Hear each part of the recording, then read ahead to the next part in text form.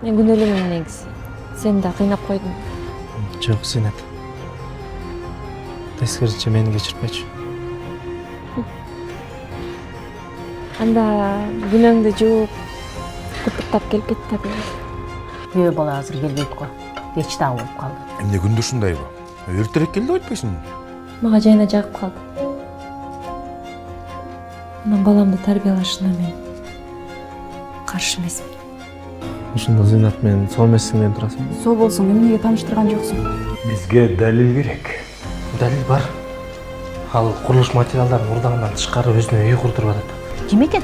Чуркаган бойдон кетип калды. Алчы эмне балени ыргытып кет. Кимге экен? Жайнагүлгө жашыруун. Бул документтерге жасалма. Кабыл албайм. Эгерде башка бирөө болгондо эч акы ызы чыгып, жаңжал чыгармак. Апа, бул деген фотомонтаж ишенбек эле.